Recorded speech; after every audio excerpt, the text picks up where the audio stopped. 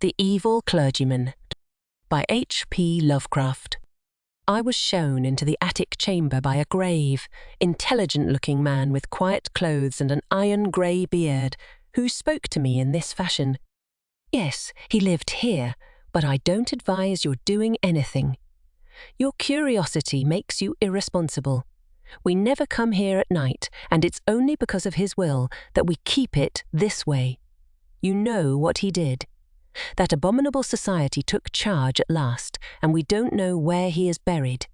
There was no way the law or anything else could reach the society. I hope you won't stay till after dark, and I beg of you to let that thing on the table, the thing that looks like a matchbox alone. We don't know what it is, but we suspect it has something to do with what he did. We even avoid looking at it very steadily." After a time the man left me alone in the attic room.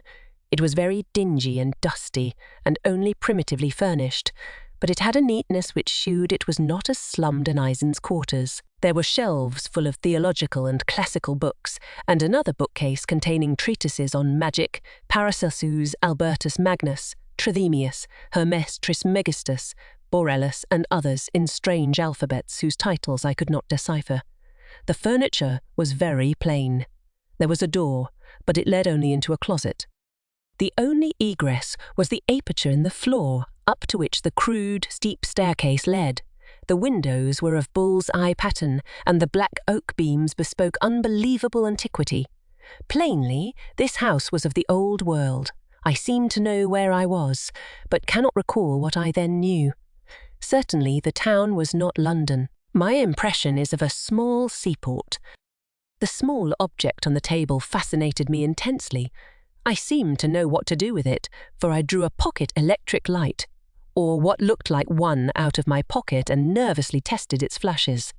The light was not white but violet, and seemed less like true light than like some radioactive bombardment. I recall that I did not regard it as a common flashlight. Indeed, I had a common flashlight in another pocket. It was getting dark, and the ancient roofs and chimney pots outside looked very queer through the bull's-eye window panes. Finally, I summoned up courage and propped the small object up on the table against a book, then turned the rays of the peculiar violet light upon it. The light seemed now to be more like a rain or hail of small violet particles than like a continuous beam. As the particles struck the glassy surface at the centre of the strange device, they seemed to produce a crackling noise like the sputtering of a vacuum tube through which sparks are passed. The dark, glassy surface displayed a pinkish glow, and a vague white shape seemed to be taking form at its centre. Then I noticed that I was not alone in the room, and put the ray projector back in my pocket. But the newcomer did not speak, nor did I hear any sound whatever during all the immediately following moments. Everything was shadowy pantomime, as if seen at a vast distance through some intervening haze. Although, on the other hand, the newcomer and all subsequent comers loomed large and close, as if both near and distant, according to some abnormal geometry. The newcomer was a thin, dark man of medium height, attired in the clerical garb of the Anglican Church. He was apparently about 30 years old, with a sallow, olive complexion and fairly good features, but an abnormally high forehead. His black hair was well cut and neatly brushed, and he was clean-shaven, though blue-chinned with a heavy growth of beard. He wore rimless spectacles with steel bows. His build and lower facial features were like other clergymen I had seen, but he had a vastly higher forehead, and was darker and more intelligent-looking, also more subtly and concealedly evil-looking at the present moment, having just lighted a faint oil lamp.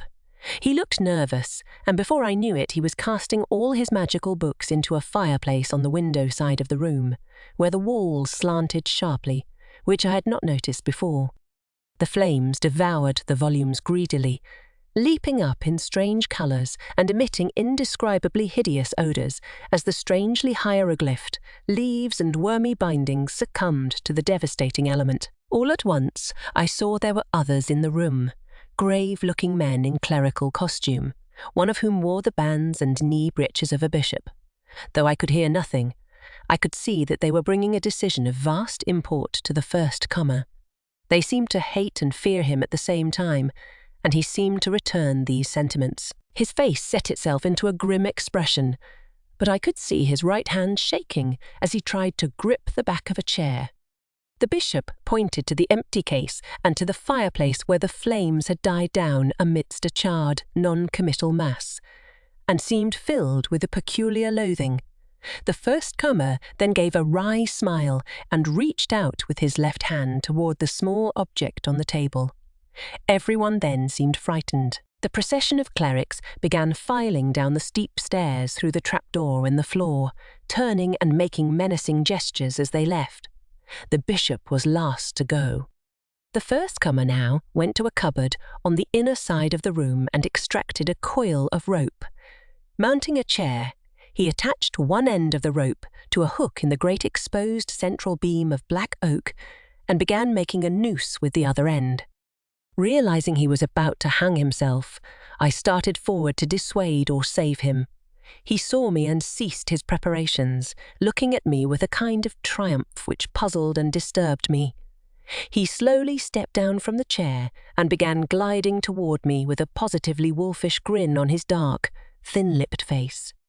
I felt somehow in deadly peril and drew out the peculiar ray projector as a weapon of defense. Why I thought it could help me, I do not know. I turned it on, full in his face, and saw the sallow features glow first with violet and then with pinkish light. His expression of wolfish exultation began to be crowded aside by a look of profound fear, which did not, however, wholly displace the exultation. He stopped in his tracks, then, flailing his arms wildly in the air, began to stagger back. I saw he was edging toward the open stairwell in the floor and tried to shout a warning, but he did not hear me. In another instant he had lurched backward through the opening and was lost to view. I found difficulty in moving toward the stairwell, but when I did get there, I found no crushed body on the floor below. Instead, there was a clatter of people coming up with lanterns, for the spell of phantasmal silence had broken, and I once more heard sounds and saw figures as normally tri-dimensional. Something had evidently drawn a crowd to this place. Had there been a noise I had not heard? Presently the two people, simply villagers, apparently farthest in the lead, saw me, and stood paralyzed. One of them shrieked loudly and reverberantly. Shippiazos, Zero, again? Then they all turned and fled frantically, all, that is, but one. When the crowd was gone, I saw the grave-bearded man who had brought me to this place, standing alone with a lantern. He was gazing at me gaspingly and fascinatedly, but did not seem afraid. Then he began to ascend the stairs and joined me in the attic. He spoke. "So you didn't let it alone. I'm sorry. I know what has happened. It happened once before, but the man got frightened and shot himself. You ought not to have made him come back. You know what he wants. But you mustn't get frightened like the other man he got. Something very strange and terrible has happened to you, but it didn't get far enough to hurt your mind and personality. If you'll keep cool and accept the need for making certain radical readjustments in your life, you can keep right on enjoying the world and the fruits of your scholarship. But you can't live here, and I don't think you'll wish to go back to London. I'd advise America. You mustn't try anything more with that thing. Nothing can be put back now. It would only make matters worse to do or summon anything. You are not as badly off as you might be, but you must get out of here at once and stay away. You'd better thank heaven it didn't go further. I'm going to prepare you as bluntly as I can. There's been a certain change in your personal appearance. He always causes that, but in a new country you can get used to it. There's a mirror up at the other end of the room, and I'm going to take you to it. You'll get a shock, though you will see nothing repulsive." I was now shaking with a deadly fear, and the bearded man almost had to hold me up as he walked me across the room to the mirror, the faint lamp IA, that formerly on the table, not the still fainter lantern he had brought, in his free hand. This is what I saw in the glass. A thin, dark man of medium stature, attired in the clerical garb of the Anglican Church, apparently about 30 and with rimless, steel-bowed glasses glistening beneath a sallow, olive forehead of abnormal height. It was the silent first comer who had burned his books. For all the rest of my life, in outward form, I was to be that man,